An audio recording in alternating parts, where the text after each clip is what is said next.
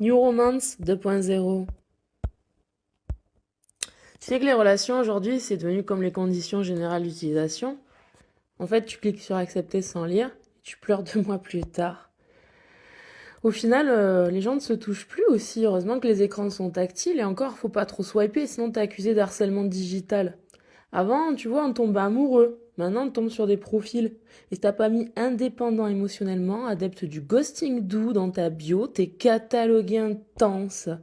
Les gens, ils font plus l'amour, non, ils lisent des fanfics où deux cactus s'effleurent à 3 centimètres d'écart pendant 600 pages. Moi, je veux bien l'attention, mais à ce rythme, je me reproduis par sport. Vive la new romance. Être en couple aujourd'hui, c'est comme Netflix. Faut renouveler l'abonnement tous les mois, sinon ça frise. Puis on peut te ghoster aussi. Si tu proposes un week-end ensemble, ah non, je fais du céli couple, chacun chez soi et je swipe pour tous. Avant, on disait vécurent heureux. Maintenant, on dit ils ont matché 48 heures, puis il est parti en retraite introspective dans un van avec son coach en lithothérapie. Moi, je veux juste un câlin, mais en 2025, c'est plus intime d'échanger des playlists que des fluides corporels. C'est fou, hein. Après, on m'a dit un jour, faut pas t'attacher, l'amour c'est toxique. Ok?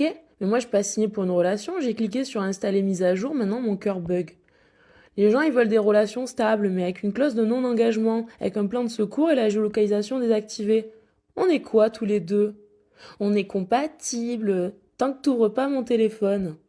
L'autre jour, un mec, il m'a dit, je veux une connexion authentique. Je lui réponds, viens, on parle en vrai?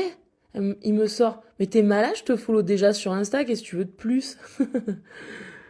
Les mecs aujourd'hui, ils veulent des femmes indépendantes, libres, puissantes, mais sans ex, sans trauma, sans opinion. En fait, ils veulent une rumba avec des seins. Et les filles, elles veulent un mec sensible, qui écoute, qui lit, qui cuisine vegan, qui médite, mais avec les abdos de Thor et le salaire d'un trader. Voilà pourquoi il y a du monde en thérapie et personne en couple.